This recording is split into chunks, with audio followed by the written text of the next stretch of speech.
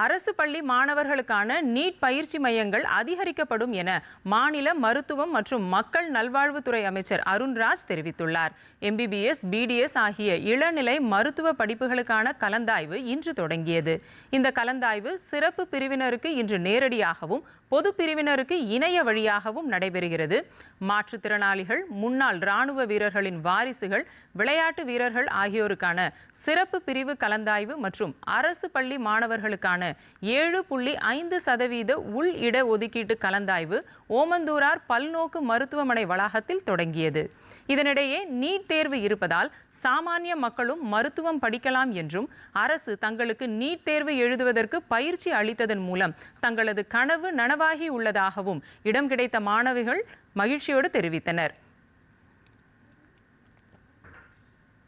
நான் model school போயிட்டு அங்கே தான் நீட் படிக்க ஆரம்பித்தேன். +1 எனக்கு அவ்வளோவா தெரியாமல் இருந்தாலும் +2 இருந்த சீனியர்ஸ்கிட்டையும் அப்புறமா கூட படிக்கிற பசங்கக்கிட்டையும் ஸ்டாஃப்கிட்டையும் கேட்டு தெரிஞ்சுட்டு ஓரளவுக்கு ப்ரிப்பேர் பண்ணேன். ஃபஸ்ட்டு நீட் எக்ஸாம் எழுதும்போது கான்ஃபிடென்ட்டாக எழுதினேன், அது ஒரு 350+ வரும்னு சொல்லிட்டு.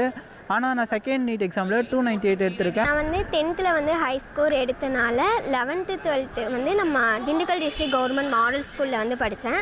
அங்கே தான் எனக்கு நீட் கோச்சிங் எல்லாம் கொடுத்தாங்க. டீச்சர்ஸ் எல்லோரும் சப்போர்ட்டிவாக இருந்தாங்க. இதைத் தொடர்ந்து மாலையில் முதற்கட்ட கலந்தாய்வில் தேர்வு செய்யப்பட்டவர்களுக்கு மாணவர் சேர்க்கைக்கான ஆணைகளை மாநில மருத்துவம் மற்றும் மக்கள் நல்வாழ்வுத்துறை அமைச்சர் அருண்ராஜ் வழங்கினார். இந்நிகழ்ச்சியில் பேசிய அவர் முதற்கட்ட கலந்தாய்வில் 614 மருத்துவ இடங்கள் நிரப்பப்பட இருப்பதாக கூறினார்.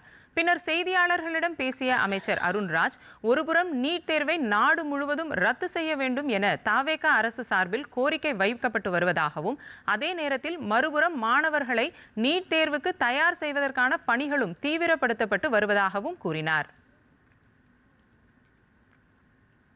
மாதிரி பள்ளிகளில் நம்ம நீட் கோச்சிங் நம்ம கொடுத்துட்டு தான் இருக்கிறோம். ஒரு பக்கம் நம்ம